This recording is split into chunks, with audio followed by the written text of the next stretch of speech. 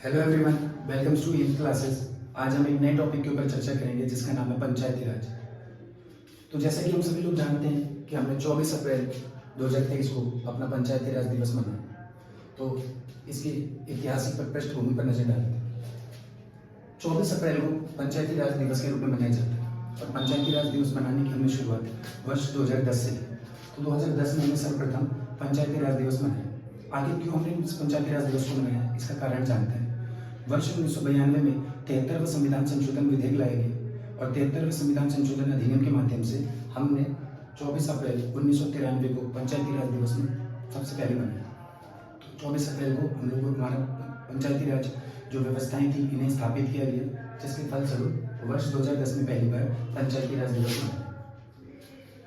इस जो ये नियम था, जो पंचायती राज दिवस था, इसको पंचायती राज दिवस को पंचायती राज मंत्रालय के द्वारा पुरस्कार वितरित किए जाते हैं और देश में सर्वश्रेष्ठ प्रदर्शन करने वाली जितनी भी ग्राम पंचायतें होती हैं, ग्राम सभाएं होती हैं, उन ग्राम सभाओं को अलग अलग 5 प्रकार के पुरस्कार दिए जाते हैं। वो पुरस्कार की श्रेणी निम्नलिखित है। सबसे पहला पुरस्कार होता है दीनदयाल उपाध्याय पंचायत सशक्तिकरण पुरस्कार। दूसरा पुरस्कार होता है ई पंचायत पुरस्कार, जो कि केवल राज्यों और केंद्र शासित प्रदेशों को प्रदान किया जाता है। तीसरे पुरस्कार की बात करें तो नानाजी देशमुख राष्ट्रीय गौरव ग्राम पुरस्कार। अगला है बाल हितैषी ग्राम पंचायत पुरस्कार और 5वां पुरस्कार है ग्राम पंचायत विकास योजना। तो कुल मिलाकर के इस तरीके से 5 पुरस्कार दिए जाते हैं ग्राम सभाओं को और ग्राम पंचायतों को। यदि बात करें पंचायती राज के बारे में, तो पंचायती राज स्थानीय स्वशासन है। इसमें स्थानीय स्वशासन ग्रामीण स्वशासन पद्धति पर आधारित होता है, जिसमें शक्ति का विकेंद्रीकरण किया जाता है। राष्ट्रीय आंदोलन में 1942 में गांधी जी के द्वारा एक बड़ी जनसभा आयोजित करवाई गई, जिसमें ये बोला गया कि स्वतंत्रता प्राप्ति के बाद हमारा जो स्वशासन होगा वो स्थानीय तथा ग्रामीण पर आधारित होगा।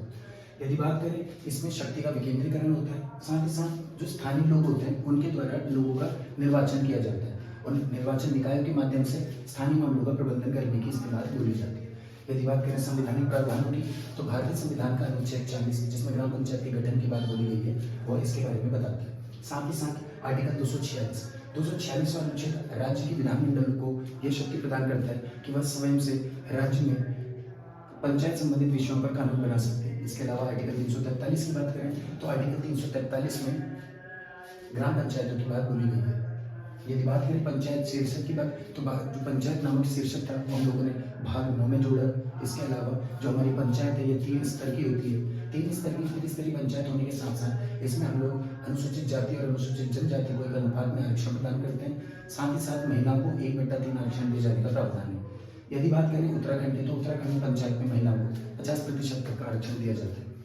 यदि बात करें इसके विकास की, आखिरकार किस तरीके से पंचायती राज जो व्यवस्था है इसको स्थापना की गई, तो सर्वप्रथम जो इसका पहला प्रयास किया गया उसके एक समिति बनाई गई, जिसको हम लोगों ने बलवंत राय मेहता समिति बोला। और बलवंत राय मेहता समिति जो कि 1957 में स्थापित की गई, इस बलवंत राय मेहता समिति ने त्रिस्तरीय पंचायती राज होने की अपनी अनुशंसाएं रिकमेंडेशन दी।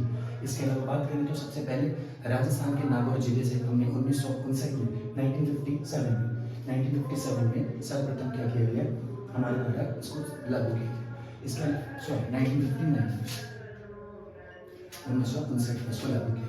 इसके अलावा समिति की बात करें तो बलवंत राय मेहता समिति, जिसने त्रिस्तर के बारे में बात करी, 1957 में।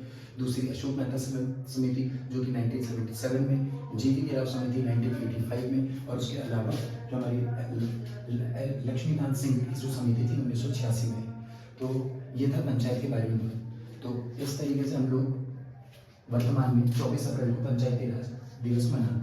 और यदि नोट करने वाली बात मेरी है कि सर्वप्रथम इसकी जो शुरुआत हुई थी 2010 में। तो फ्रेंड्स, आप इन वीडियोस को देखिए। अगर आपको लगता है कि कोई और टॉपिक के विषय के बारे में जानना है, तो उसके लिए आप हमें कमेंट सेक्शन में कमेंट कर सकते हैं। Keep watching our videos. Thanks.